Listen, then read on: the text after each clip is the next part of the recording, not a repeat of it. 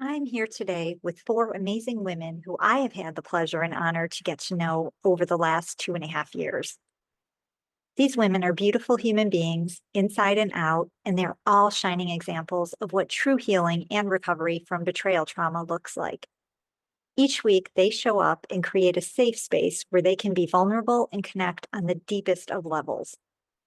And that's so important because the opposite of betrayal trauma is connection. The deep bond and connection this group has formed is truly unbreakable. Thank you in advance for taking the time to listen as Karen, Lori, Monica, and Sarah share their experiences as clients in my small group coaching program.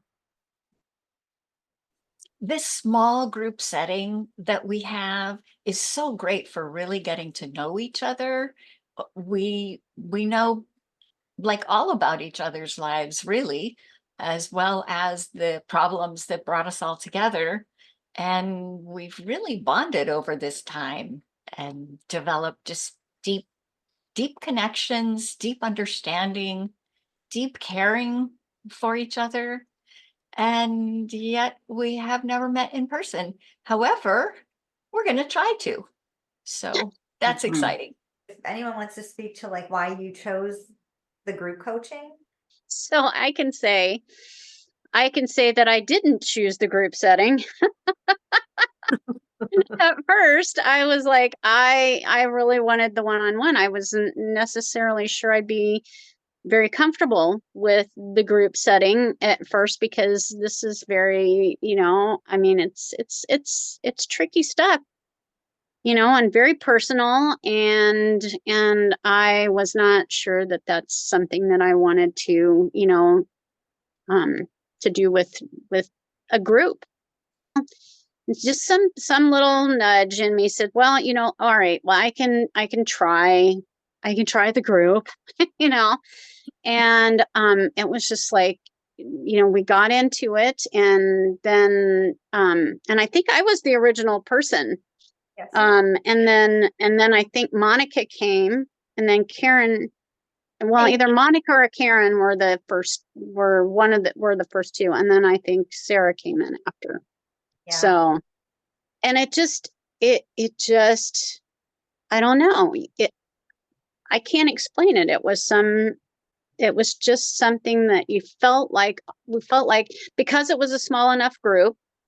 And I think we were up to maybe 5 or 6 at one point, but this core group of the four of us here, um, it just has been wonderful. It has been wonderful to meet people who know where I'm coming from, know what I'm dealing with, know the situation. It's good to be known. It's good to be known and to share that. What's really great is that it's a safe place to be vulnerable. It's where you can admit your own inadequacies and what you've done, and there's no judgment. And what's really heartfelt for me is that I can be in this group and I can express my anger and my rage. And then I can express my tears and my sorrow and my grief.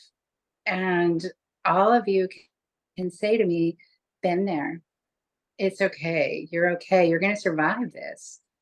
And that has been an incredible experience for me, is being able to openly share and to expose myself, because from my marriage, with what we're going through, the betrayal trauma, the gaslighting, the sex addiction, I had closed myself up. I did not share with anybody. There was nobody safe enough in my life to express who I was and what I was feeling. And that's what this group has meant to me. It's you ladies, quite honestly, know me better than anybody in my life. And there's safety in that for me. I agree with that, Monica. Mm. Too. Why I started going to groups in the beginning was to look for other people who got it, to find other people who wouldn't look at me like I had four heads when I shared my story. And I got to be honest, in the beginning, I started going to groups, all sorts of recovery based programs, because I wanted to say, okay, well, their marriage lasted, maybe mine can, or mine isn't as bad as this. It's the truth. So I'm going to admit it and I'm going to own it. That's why I went in the beginning.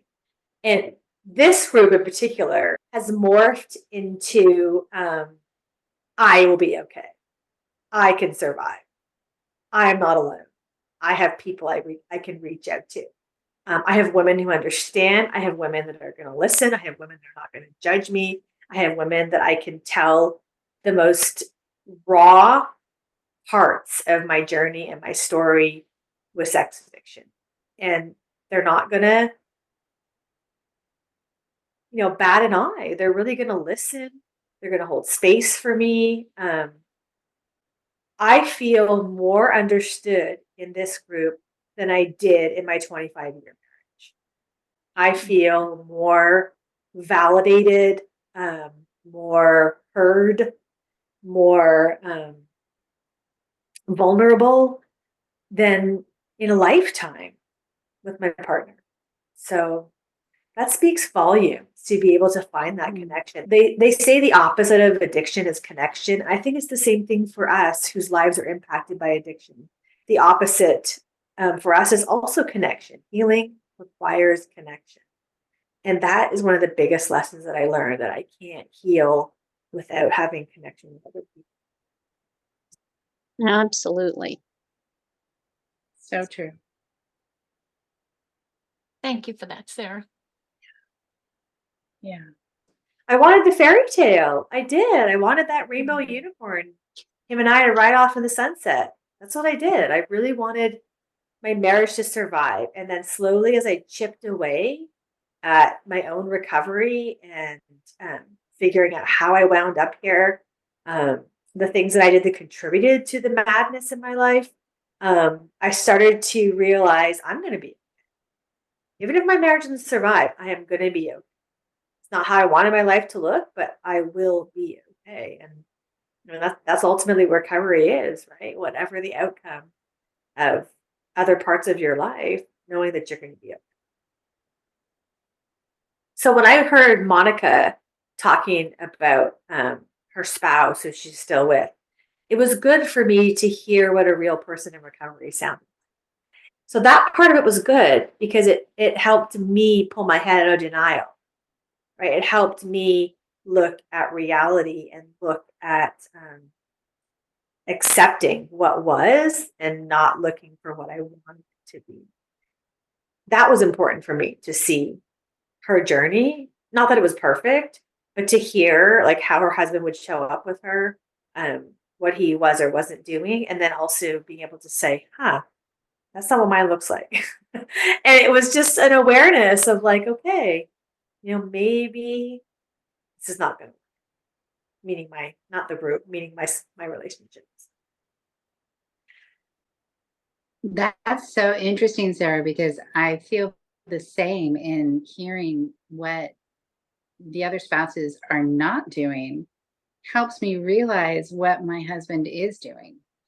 And and being able to ascertain, what's real and what's not real, because they've become so perfected in gaslighting, and I am so gun shy, for lack of a better word. I mean, so skeptical. And being able to share what my husband is doing and get feedback from the ladies in the group, and having the education, because Sherri's, fabulous with bringing in these educational pieces, that all of those combined is helping me see the truth and reality of my own relationship. Watching other couples in recovery is so important. I think I shared with you how I went to RCA, which is the 12-step for recovering couples. And that was my first exposure to men in real recovery, right? And I saw how it's not happening in my relationship. The ways that I had learned through, knowledge, education, podcast, you name it, what a man in recovery looks like, seeing that. And it's a sad reality when it's not part of your story, but it's also good to see that men can do it. They can. It just requires a lot of humility. It also helped me see you're not there. Maybe you'll get there one day. No, but you're not there. You're not to the place where I need you to be for me to feel safe to. I can say as a therapist myself that I have always found that a group is so more powerful than one-on-one interactions as far as healing, as far as insights go. Um, and the support is just, quadrupled, or depending on the number of people you have in there. And that makes it powerful. And there's always someone there that has a perspective, many perspectives, but some that will really resonate with you and that will move you forward. And that this group is so non-judgmental. It is not focused on any outcome at all other than us healing. And Mm. I have heard of other groups where there's a push, stay together, or don't stay together, get out. And there's none of that here. Everyone individually figures out what is best for them. I love that. Yeah, because that's not safe if you're being told what to do. It's not safe because in this journey, you're going to go through, if it's early on, you don't know what you're going to do. You're going to go through cycles where, I'm going to stay, I'm going to go. And, um, you're not necessarily going to be committed to one or the other. And as soon as someone says you need to leave, you need to stay, you need to forgive, you need to do anything, that person or that group becomes not safe. And then, you don't feel comfortable sharing because when you change, right, people may think they're supporting you by saying, oh, you just need to go. But if you change your mind, that's kind of like people in the, outside of groups or outside of the betrayal trauma realm, they'll tell you what to do sometimes. And then we stop feeling safe sharing with them. I was just going to say when I first discovered uh, with my husband, I had a girlfriend who was my best friend, and she helped me discover. This was early on, and maybe 15 years into my marriage, and my husband had me believing that it was just an affair of the heart, and he did a superior job at gaslighting me. But my girlfriend, she was absolutely convinced of his guilt. And when I chose to stay in the marriage at that time, because I wasn't ready, obviously my brain and my mind wasn't ready, she severed that friendship. I lost that friendship, and she didn't talk to me for over 10 years. And I can tell you in this group, how many times, ladies, have I come into this group and said, I'm out of here. I'm done. I can't stand him. I hate him. I love him. How many times have I done that? And what do you guys do? You just sit there and you say to me, I hear you. It's okay. It's okay to leave. It's okay to stay.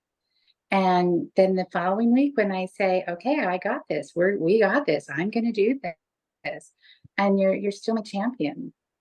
And that's important. There's no judgment. There's no matter how crazy I'm feeling or what I'm feeling, there's just support.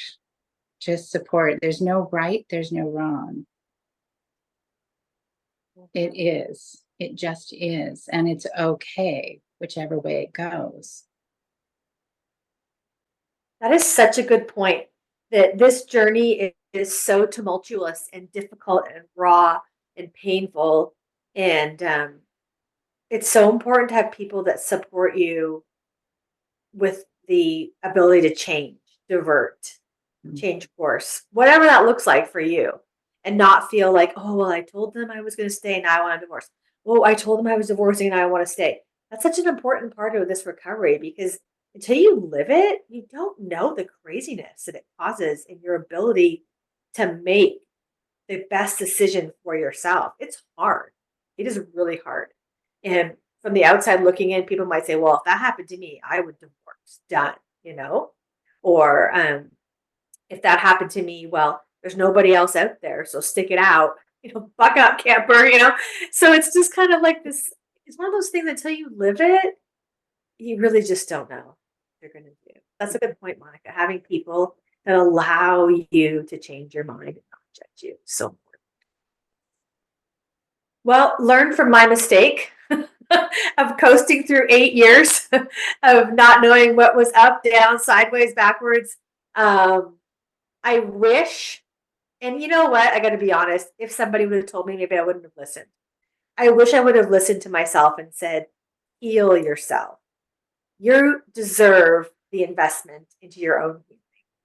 You are enough that you need to pursue whatever feels helpful, healing, creates happiness, joy in your life. I think women in general, especially mothers who, which has been my experience, who've been so accustomed to put their husband or their children before themselves, forget that no, we matter. We have needs. And so oftentimes, I know I did in the beginning, approach recovery the same way, is like, oh, he needs help, so I'm going to let him get some help. But the reality is I needed help from the beginning. Had I gotten it sooner, maybe I would have healed faster. I mirror that. I think had I gotten into help sooner, I know I would have healed faster. If I'd had other women going through the exact same thing, I think I would have listened, maybe still made my own decisions, but it would have been enough to hear that, well, maybe this isn't right. What I'm going through right now isn't quite right. And wait, my husband's not doing that, or my husband is doing that. And I'm hearing that that's not okay. So I think going into the small group is really being able to have that conversation and that little bit of education piece that lets you start the healing process at your own pace. Because sometimes your brain just isn't ready to grab it all and to understand it. And it's a process and it takes time. It's really nice to have those fellow hearts right next beside you that grieve with you and sit in your anger with you and just help you see the truth of reality, which I find I didn't understand it, but I do now, where it's empowerment, it's knowledge, and I'm just forever grateful. I'm truly grateful for this small group. I wouldn't know what I know had I not participated. Unfortunately, there's a financial piece to this for a lot of people. But I like what you said about, invest in yourself and you're worth it. Because one thing we do know for sure is if we don't do the work and don't do the healing, that it'll be really hard, because whether we stay or go, we'll carry this into other relationships. It's not fair. It's just the reality of it. That's very true.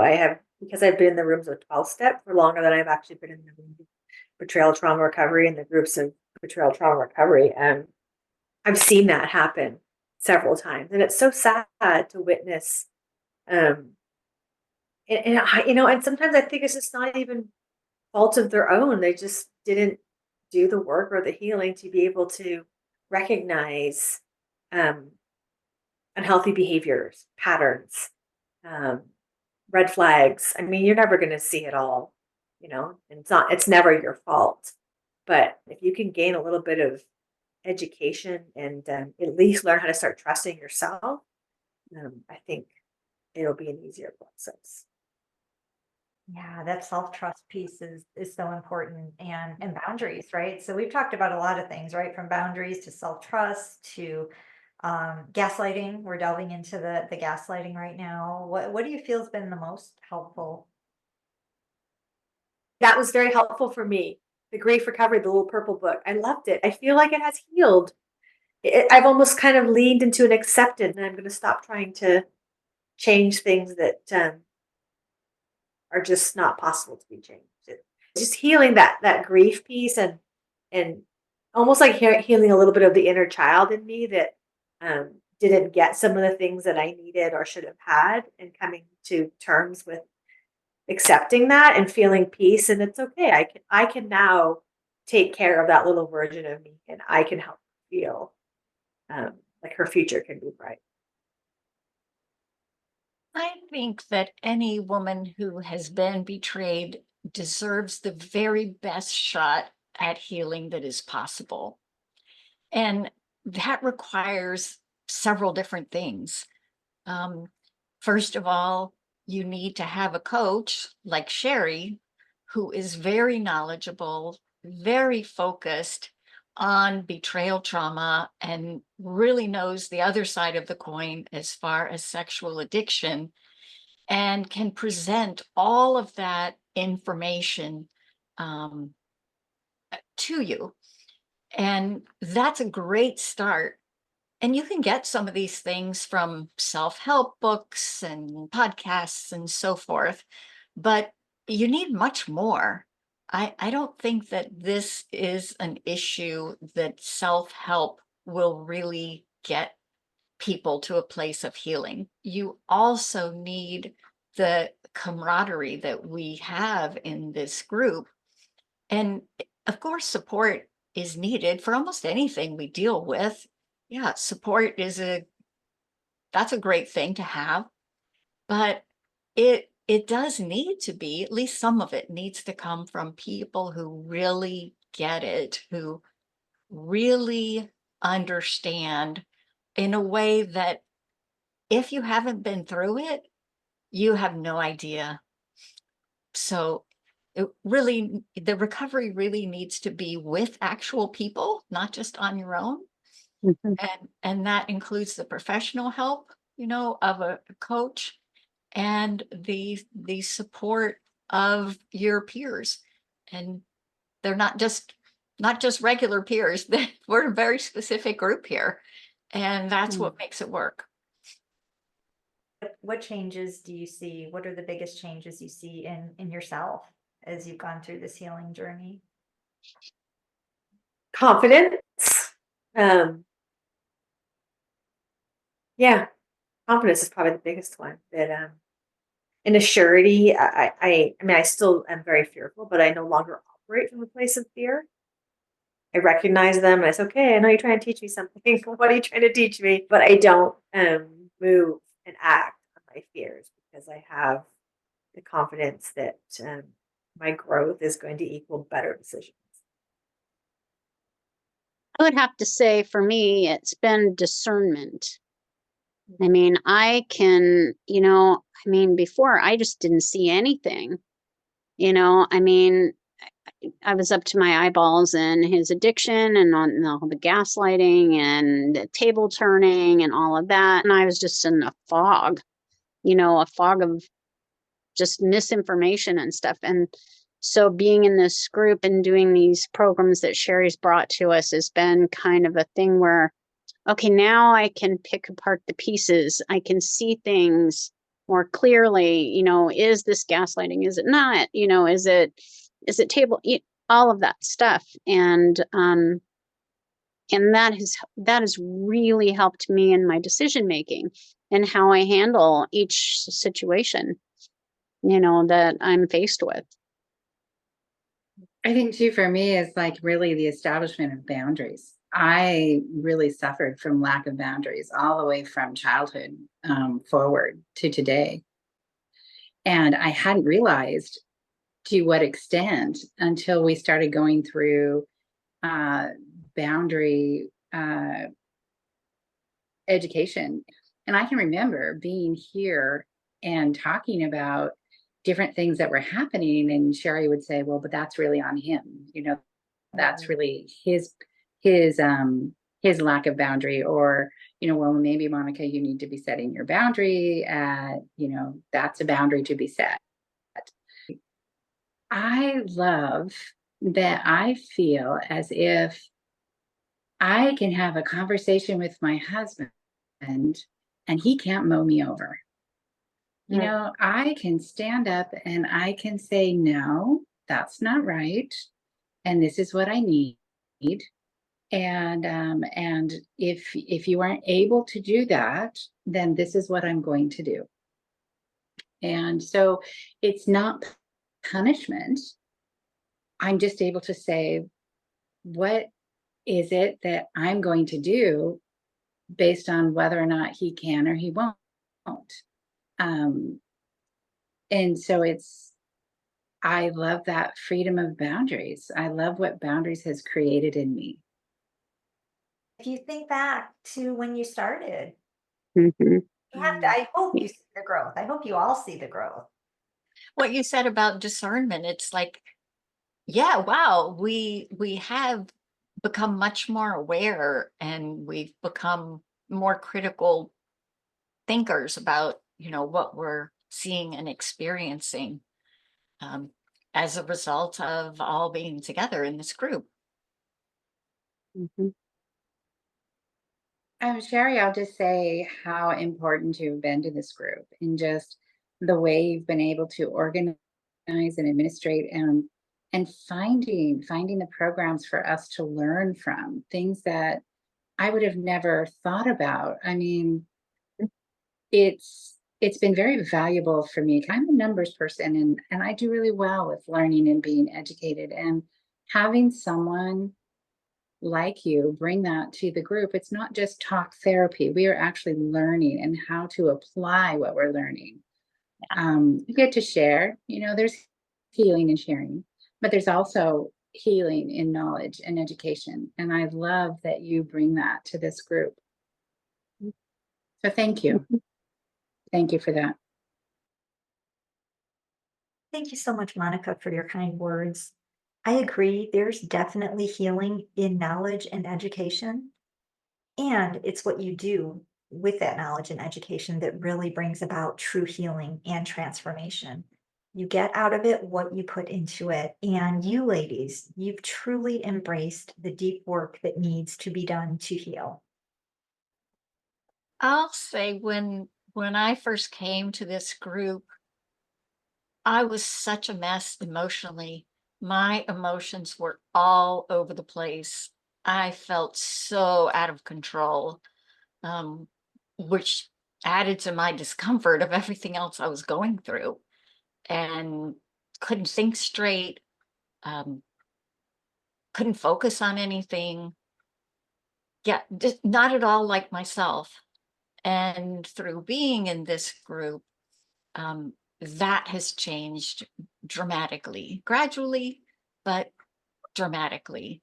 And I feel so much more in control than I did. My eyes finally stopped watering, and now I think I'm going to cry. I felt that too as people were talking. I mean, talking about our group, it feels like it brought us even closer. I think Mm. so. Yes. Yeah. Mhm. Well, I'd Yeah. love to see you guys connect too throughout the week in the group chat that we have. Yes. Like that That's also a huge tool. A Oh huge yeah. one. Yes. Yes. Knowing you're gonna throw out into the WhatsApp universe what happened in your life. You're gonna have little WhatsApp angels come back and tell you you're not crazy, tell you it's Right. okay, tell you you're gonna be okay, or even Yep. share like, yeah, that happened to me too, or yeah, that makes sense to me. That's like it's Yeah. so Even healing, just right? a little heart, even a little heart or a hug Oh, emoji is enough yes, sometimes, but to know it's gonna probably come back. So yes. Just knowing Well, someone's and gonna answer. Sarah, It's huge. There's a lot of humor here too, and I love that too because it breaks it up and it just and I think just it shows the safety. I love that you ladies have that safety, that you've created that safety and that you bonded and connected in such a very special way.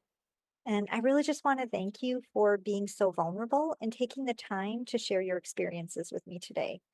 It really means so much to me that you've put your trust in me, during the most difficult time in your lives. You are truly amazing. You're such an inspiration and really a true testament that healing from betrayal trauma is possible, regardless of what your partner does or doesn't do. Whether he chooses recovery or not, you can heal if you do the work.